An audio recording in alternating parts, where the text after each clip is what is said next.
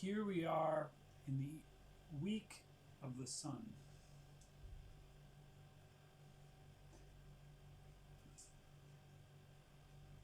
And here we are in the light of the sun. So, how did we get here? Well, the world is a sleeping giant, a sleeping dragon, if you will. And when the trumpet sounds, the dragon awakens. And the dragon awakens to daylight. This is an allegory for Epiphany. The earliest stages of magical initiation are usually characterized by an intoxicating epiphany of absolute realization that blazes like a sun. And it is a exhilarating and intense and in some ways deceptive phase. Think about philosophical epiphanies such as the idea that we cannot prove the existence of a world external to us because anything that we encounter is essentially through our senses. It's based on what's called the skeptic's argument, and it is essentially the logic that the movie The Matrix played on. It was the idea that we cannot know what everything that we think that all of the common sense ideas we think that hold, turns out they melt.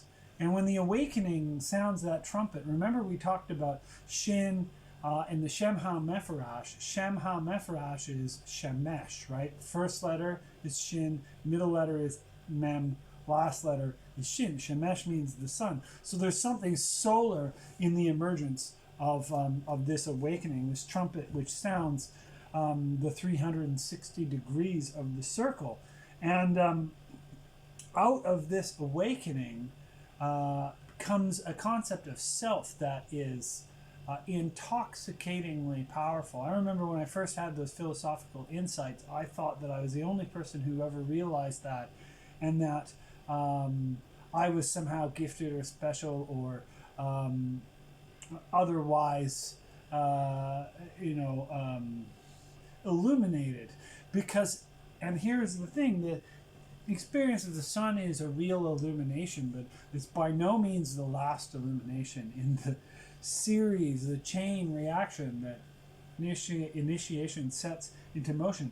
But it's one that people can get hung up on because, let's have a look. It's an absolutely beautiful card. It's an energy that's tremendously warm and giving and safe feeling, in the sense that everything up close is is visible, like it is in fact the daytime. And you have, of course, the classic image of a child riding a horse with this tremendous bliss, and there's a walled garden full of sunflowers. The first thing I would point it out to anyone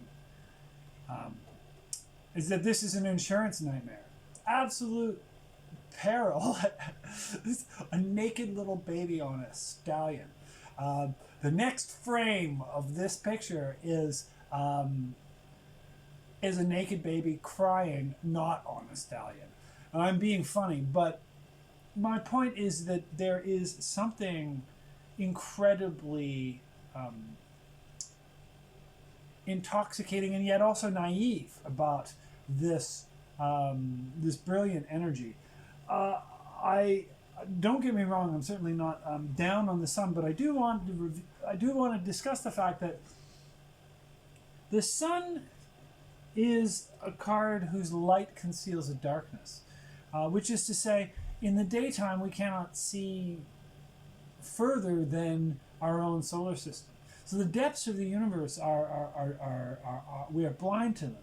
So, like, this yang has a yin within it, in the sense that the sun's light is a form of darkness upon the depths. And what we'll see again and again and again is that there is a common reality that has to be perceived by human beings in two moments. It is one simultaneous reality, but human beings have the capacity to perceive only one face of it at a time.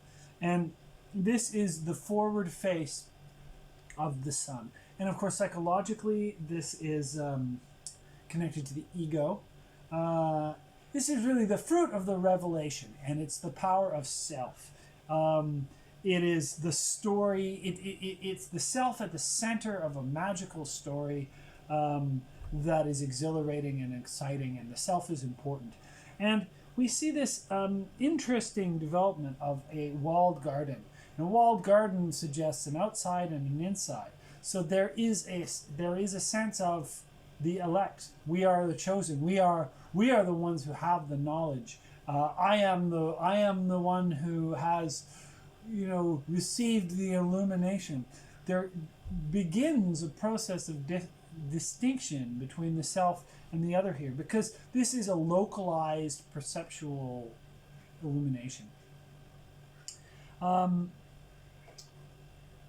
It is intimately tied in with the Shem HaMephorash. Again, I talk about Shemesh, which means sun, and so the sun, of course, casts the year, or our orbit around the sun. Really, we watch the sun move through the zodiac in these cycles. Here's Crowley's brilliant version of it. I really like this card. You have two twins playing. There's a walled garden at the crown of a holy hill. I'm reminded of Jack and Jill.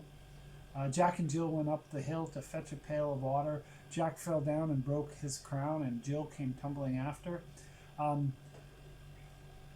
That's code language, and it's a sexual allegory. This is erotic. Basically, everything in the tarot is a sexual allegory, because the whole magical cosmos is an erotic cosmos. In any event, if we look here, we see the blooming rose at the center, and all the signs of the zodiac all around in the circle, and these kind of swirling curves. This is a beautiful card. The letter Resh means head. The value of of Resh is 200. And by head it really means face, because Kof means the back of the head, so it means the face. And again, the day is one moment perceived, and the night is another moment. They are in fact intertwined. The sun and the moon are inseparable entities. We have another version here in the Hermetic deck, and in the Hebrew he's written Michael, so he's connected Michael to the sun, the angel. You can see this is one of the ones I think is quite good.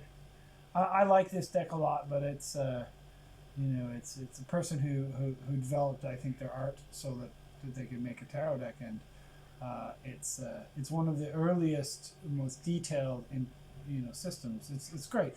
Look at this rose at the back. It reminds me of the rose in the sun itself. Just so you know, this is a glyph of synthesis. So remember we talked about the mother letters, the double letters, and the simple letters. Basically, the Hebrew alphabet has 22 letters in it. 3 of them are assigned to elements. They are called the mother letters. They are Aleph, Mem, and Shin. Shin was judgment. Then 7 of them are called double letters because they appear on both the paths and in the Sephiroth, and those are the planets. So 3 petals in the center, 7 in the middle, and then finally 12 petals outside. So 3 layers, and then the simple letters outside, which is the zodiac. So this is a synthesis of the entire major arcana. This is the 23rd or the 79th symbol of the tarot, is the back, and what's on the back of the tarot matters. We can use this to align to know whether it's reversed or not, but the glyph of synthesis on the back matters. Now, in some cases like this, Leonora Carrington, which is also a really beautiful image in the same tradition, of course, as the Rider-Waite, but her back is flat gray. These are beautiful cards, by the way. If you can get a hold of them, I highly recommend it. The card stock is really nice. The presentation is wonderful. It has a scent to it that was designed by a perfumer, a celebrity perfumer, designed a scent for this tarot, and it smells nice, and it looks nice, and it feels nice, and it's cool. I like the feel. High production quality there. And here are some more versions of the sun. You can see the erotic component, obvious, right? You have, these, this couple reading. Again, I would say Jack and Jill.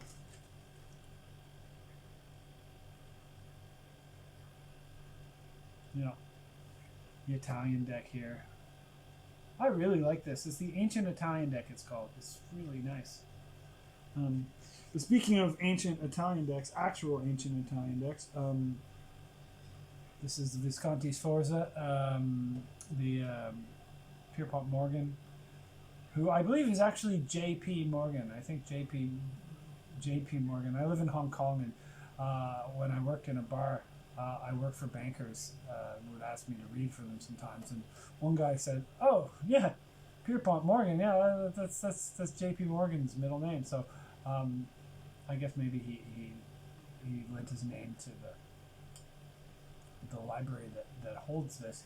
So the Pierpont Morgan Visconti Sforza. Yeah. This is I like how the sun has a face and he's being carried by this Cupid. And also here is sort of this red banner that we saw. We've seen in all of these this red banner, right?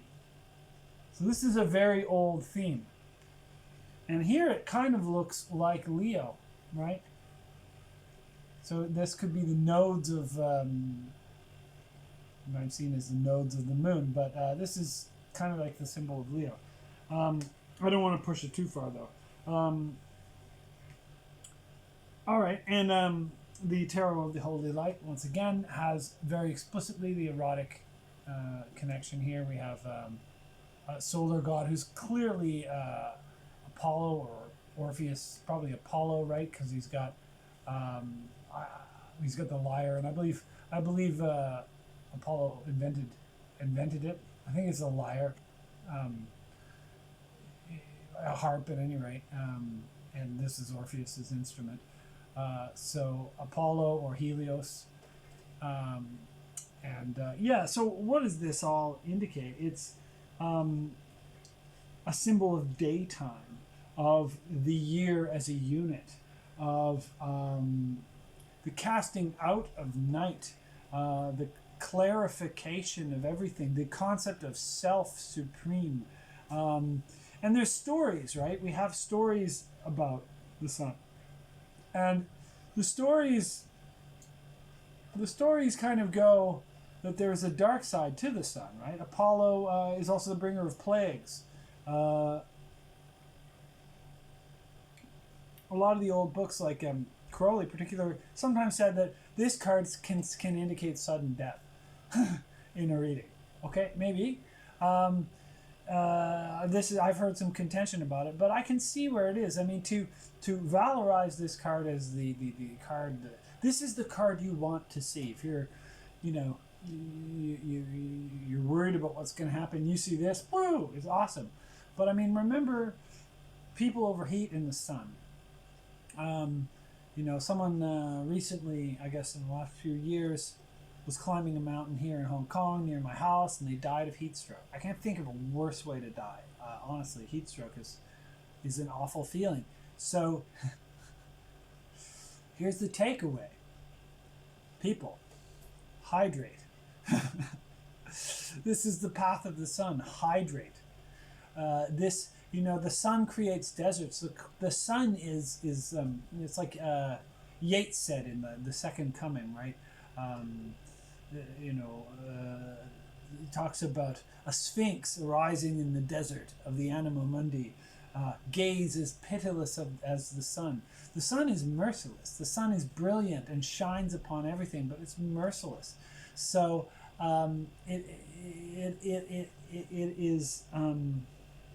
is brilliant and joyful and golden, but you can burn up in the sun. And we have stories such as the story of Phaeton, the son of Helios, who prior to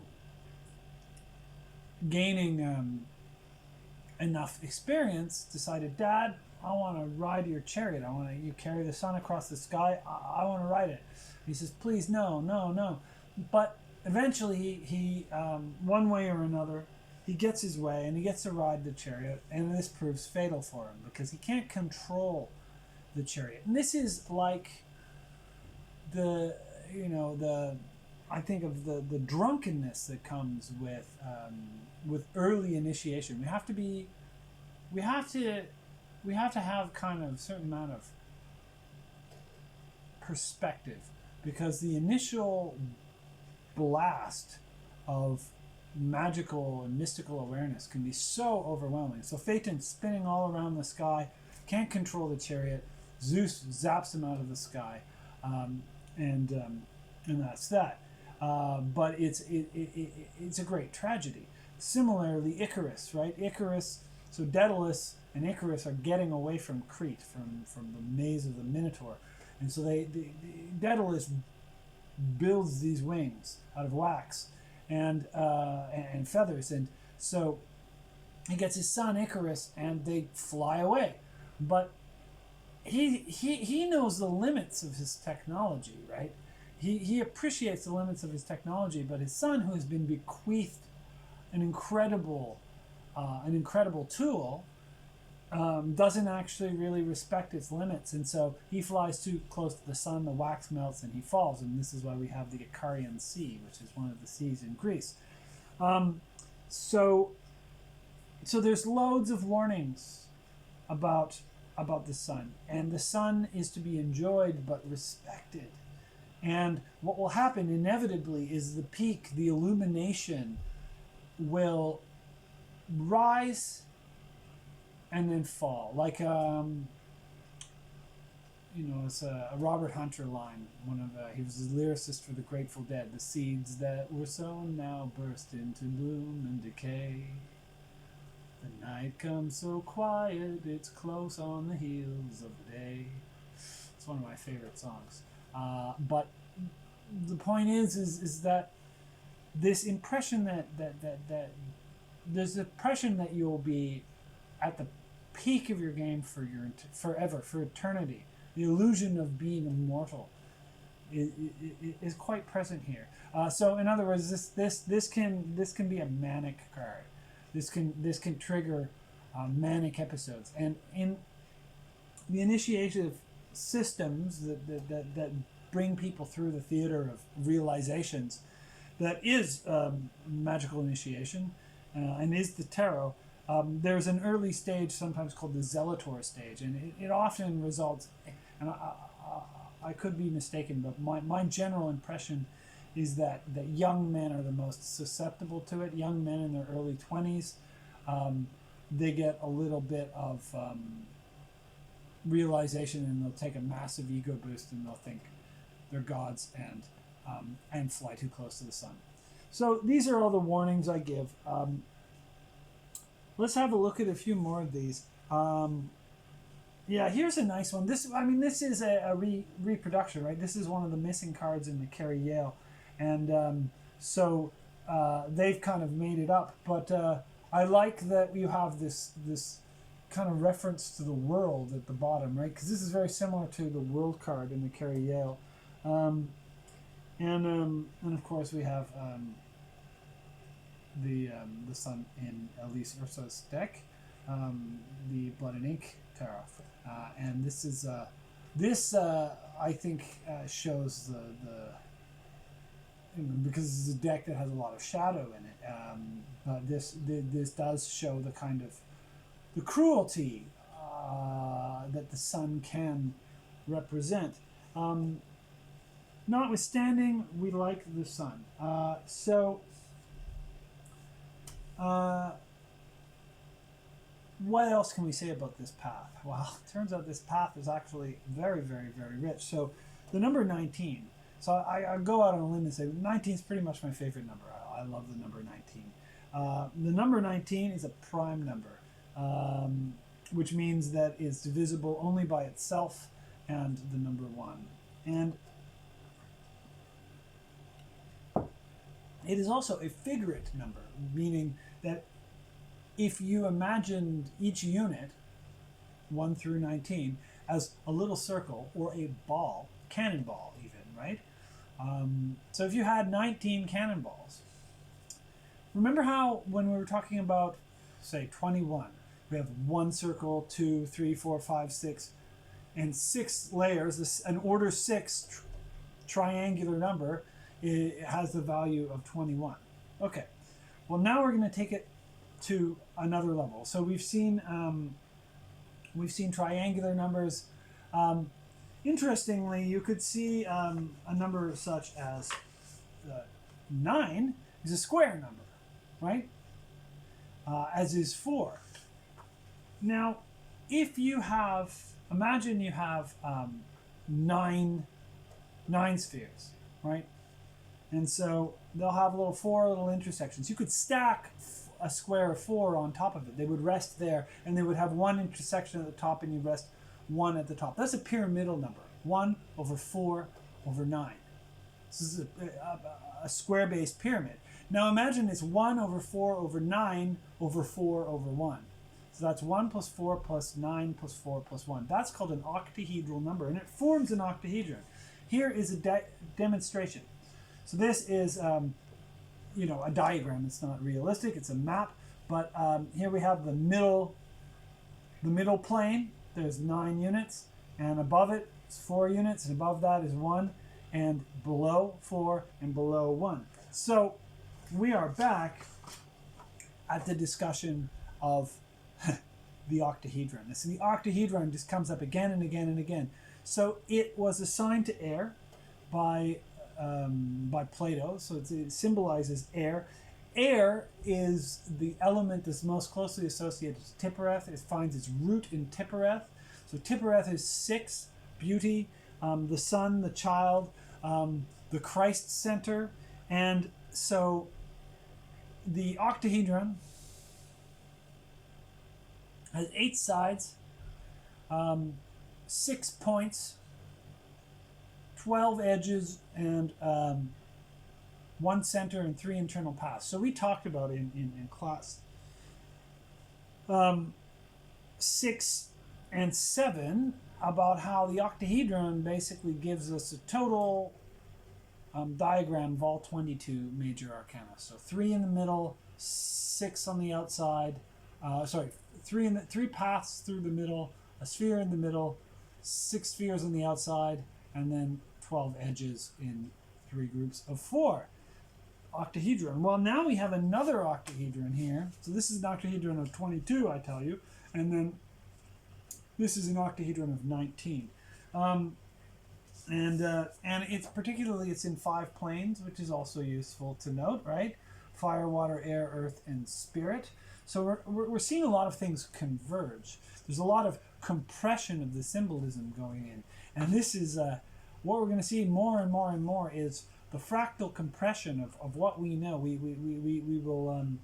We'll have realizations, and they'll form an array, and that array will become a component in a larger array, and it'll keep building, and it'll get pretty magnificently extensive. And it ends up being, the art to populate these massive fractal spaces. So here we have a little octahedron of 5 planes, 19 units. And so we can combine these two. We can see these two superimposed. So remember, I talked about the octahedron filled with golden solar light, because that's exactly what it is. It's an emblem of the sun. So here you can see this is, of course, also the same emblem of the octahedron. You can, if you remember, we talked about causing this picture to pop, where you had the upward facing pyramid and a downward facing pyramid. You connect them. This is a diagram of an octahedron. It's a flat based diagram of an octahedron, but it's entirely constructed with square and compass. This is known as Metatron's cube, and it gives us an immense amount to work with. So you can see this it also pops as a cube. And remember that the octahedron is basically the dual solid of the cube. And the cube unfolds. If you unfold a cube, it unfolds into what's a cavalry cross, right? That's the Christian style cross. It's a cross with its length is, it's not equal armed, right? So let's see. Crowley's deck, of course, has quite obviously, right? This would fold into a cube, and these are the elements, right?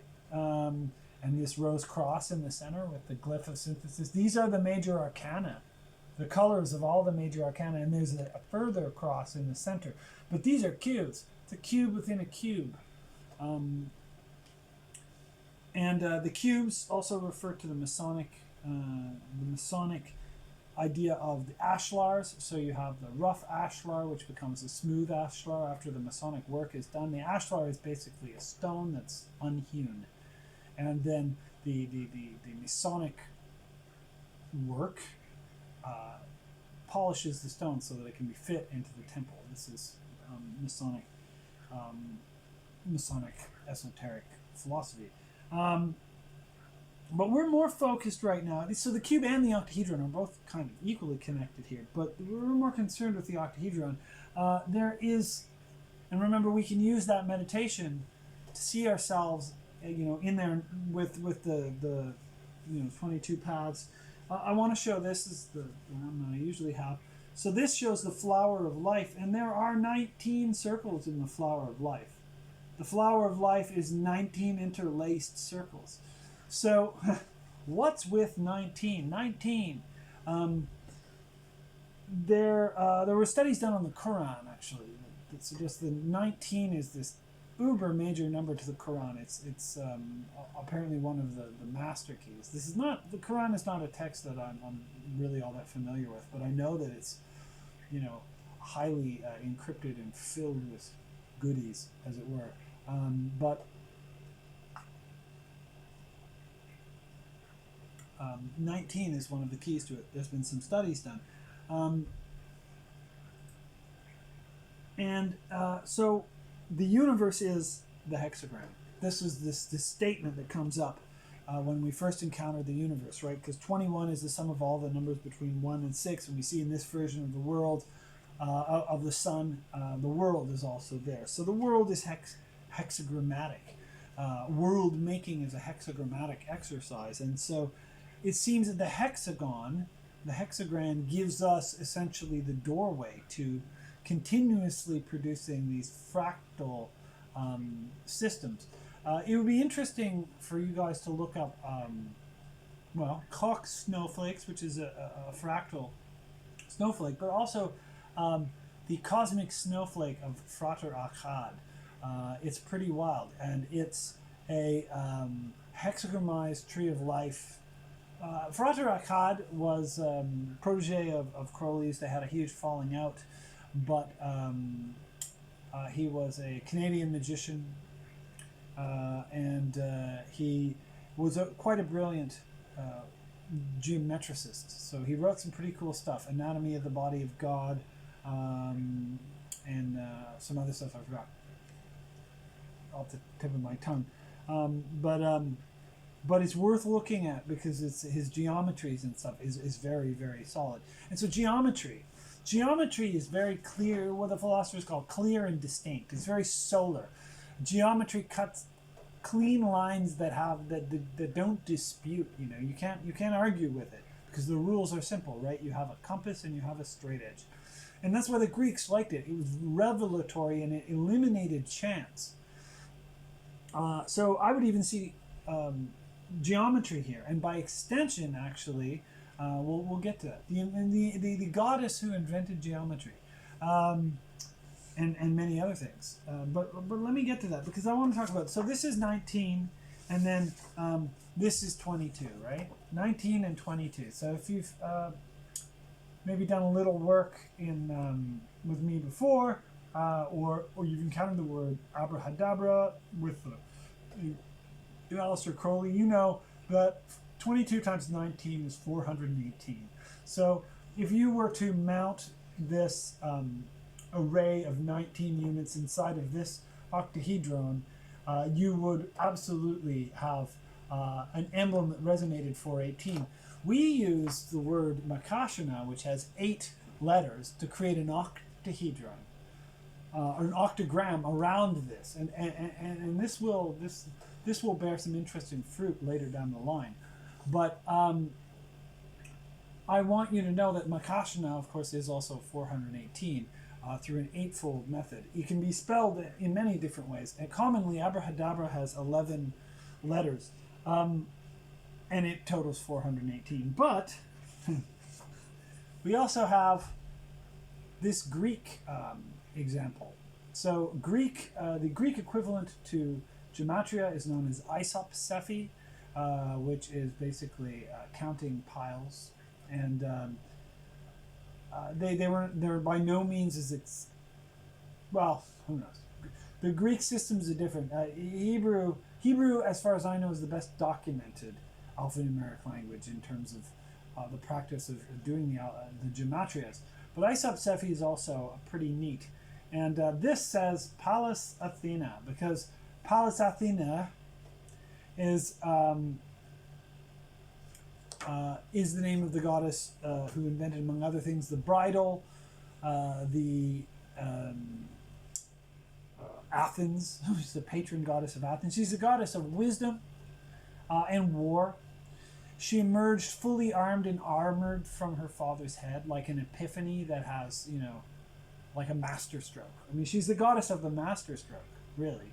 And this idea, often you have someone who just suddenly comes out of nowhere, and they've got the solution to a huge problem. That's a very Athena kind of thing, just to suddenly appear completely ready, completely armed and armored, almost like you've emitted this field of victory.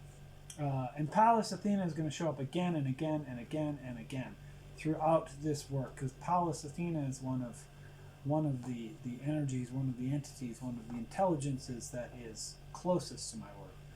Proclus was a worshipper of Athena, and I, as a philosopher, am very intimately connected to Athena. And so Athena, 11 letters, Pallas Athena, 418. So that little diamond can very much resonate with the goddess of wisdom. So, we're talking about peak moments. What else do you get in the sun? You get this panoramic view of everything. You can kind of see your path going all the way into the distance. You get your goals, you get insight, you get all this stuff. Now, it turns out that seeing the path and walking the path are two different things. So this is, again, why the problems sometimes arise with the sun, is that it reveals, it explains, it unfolds the vision, but the vision still has to be walked. And once we start to walk it, we undergo various different tempering experiences that will temper and fortify and affect our solar energy. So the solar energy, as much as it feels forever, will leave us, and it will return, because this is what it does. This is why Osiris dies and is reborn with a golden phallus, or Jesus, who dies and is reborn without a golden phallus, but as you were.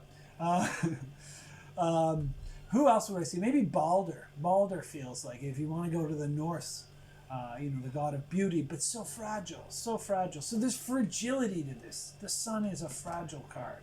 Strange, isn't it? Yeah, Balder, I would say. who is, of course, the God that everybody loves. It's the most gentle, most wonderful, and of course he ends up murdered, and that sits off the Ragnarok in the Norse mythology. The sunlit path, clarity, innocence, the eternal noon. Okay. So I also want to mention probably one of the most important calendrical realities, going way back, down to ancient Greece. There was a guy named Meton, who was a mathematician and an early calendricist, and he discovered that the sun, moon, and earth basically aligned every 19 years. This is called the Metonic cycle. You should really look it up. The reason we have predictable eclipses in roughly 18, 19 years is because the sun, moon, and earth, with maybe an hour or a few hours of error, they repeat their dance every 19 years. It's quite astonishing. The sun and Venus have a similar dance in every 8 years, but every 19 years the sun, the moon, and the earth reset. So the patterns of the eclipses, the patterns traced out in the sky are more or less repeating. Not with absolute accuracy. There is a bit of skew, but it's only by a few hours. And that is the Metonic cycle. The Metonic cycle is hugely important, used to calibrate. I believe the Islamic calendar runs on it. The Baha'i calendar. The Baha'i calendar is 19s, top to bottom. So 19 months of 19 days. So 19 times 19 is 361. So you just add another 4 days, right? So 19 squared is 361. As a Go board, by the way, is 19 by 19. It's 361 intersections. The board game Go. But 19 is... so where am I? Metonic cycle...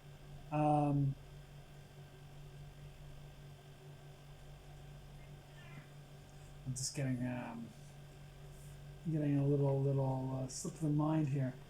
Right. So yes, 19s.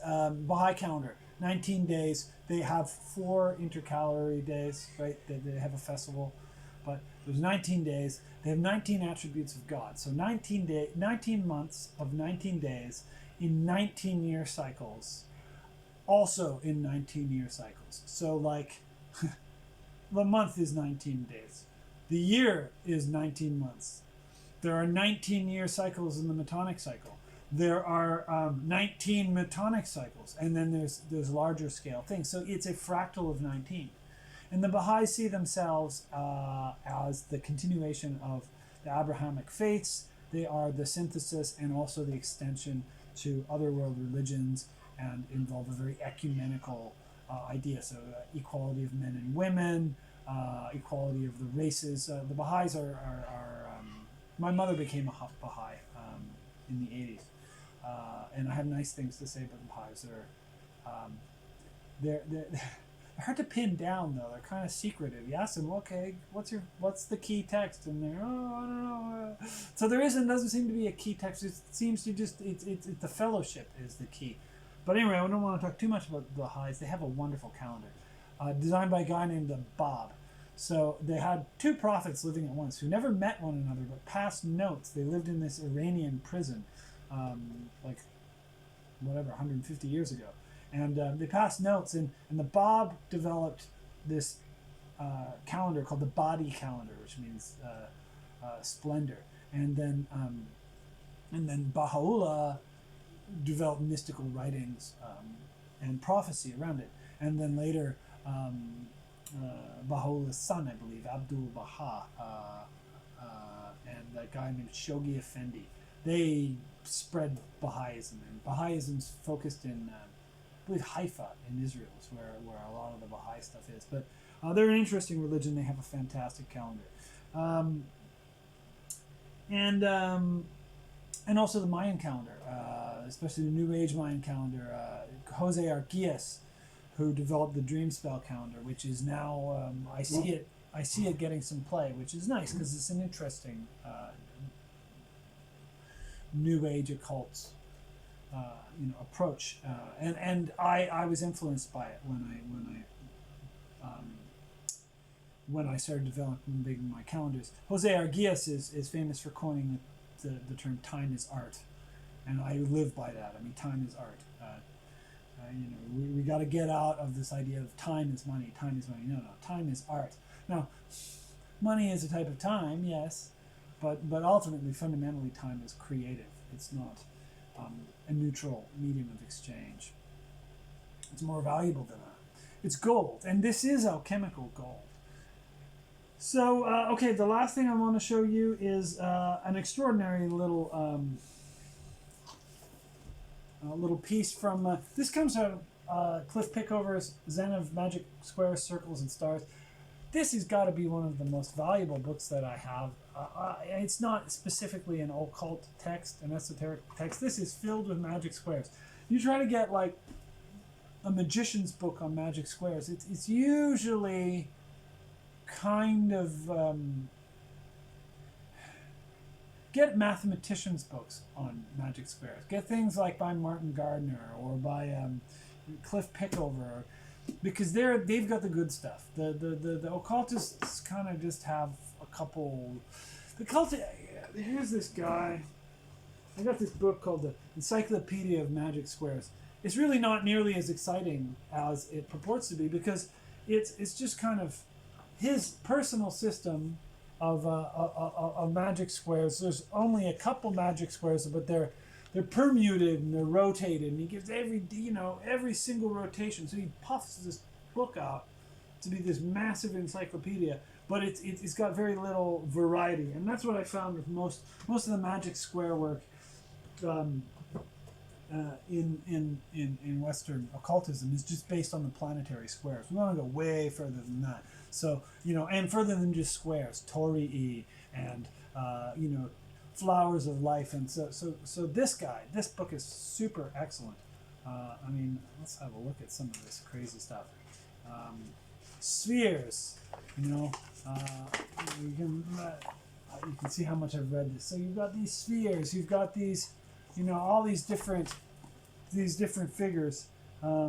Tons and tons and tons of stuff. Oh, the Fubine squares. I mean, these patterns within patterns within patterns. So the magical potential in this book is absolutely through the roof, if you know how to use it. This is awesome. So, I probably told you already that a magic square has orders, right? There's no order, well, there is order 1 magic square is the number 1. There's no order 2 magic square.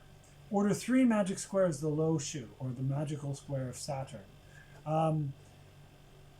If you check out David Chain Smith, he makes a big deal of this, and so he should. It's one of the most powerful and important things, important pieces of arcana that humanity has. The Lo Shu, of course, goes back to China, and it's the foundation of the I Ching, as well as the Tai Swan Ching, which is the ternary variant of the I Ching. Then there's Order 4 magic squares, tons of them. The famous Durer one in his print, Melancholia, but way more. There's thousands. And then Order 5, there's more and more. And after Order 3 is the only one that's got a unique square in it. So let's talk about hexagrams. So this is an Order 3 hexagramic magic honeycomb. And the thing that's cool about this is it's the only one, not just of Order 3, but of any order whatsoever, other than 1. 1 is a trivial case. But there is only one magic hexagram tiling at any scale, and this has been proven mathematically. Don't ask me to do that, because I'm not a mathematician as such, but you can find the trail in this book. This is a very solid book. He's an excellent scholar and a mathematician. So, so yeah, this is the only arrangement of numbers, and it's the numbers 1 to 19. So this tiling has exceptional resonances. So if we're ever dealing with a 19-fold system, 19 qualities, we can put them in this array, and that will reveal certain qualities, certain harmonics. See, this is going to total 38, and all of the horizontals, well, the diagonals, yeah, horizontals, there's no real horizontals either. There's just diagonals and verticals, but there's a couple different ones, right? So the edges, 38, and so on. An interesting thing to note also is Hebrew has a 3, 7, 12 division. And here we've got 12 on the outside and 7 in the middle. So this, if we were to eliminate the mother letters, then this could be all the other letters. So we could take all the paths of the tree of life, and then, so we could get the tarot assembled onto this with just the Fool, the Hangman, and the Judgment left out. But those themselves could be seen as these 3 rings. So the outer ring, the middle ring, and the center ring. So the fact that it is order 3 lets us, if we want to, add 3 to 19, and that's 22. So you can get the tarot emerging out of this fantastic image of synthesis. And remember that magic squares show a kind of a frozen music, a harmonic that emerges when things are put in their correct position. When they're put in their correct position, something that is more than the sum of its parts comes out. And this is what I'm essentially teaching through meta magic, is that by getting a bunch of units of thought together and placing them in a way that they are completely harmonic, we open up a gateway. And so this is one heck of a gateway. It's a great honeycomb. I guess the last thing I'll say is, just like the low shoe, guess what number shows up smack dab in the middle? It's that pesky number 5. Gebura, right? The number of the pentagram. That place where the human being can either go back to a vision of transparent interconnection with the whole, or can double down on the illusion of fragmentation, right? The pentagram spins in both directions, and that profound, I want to say,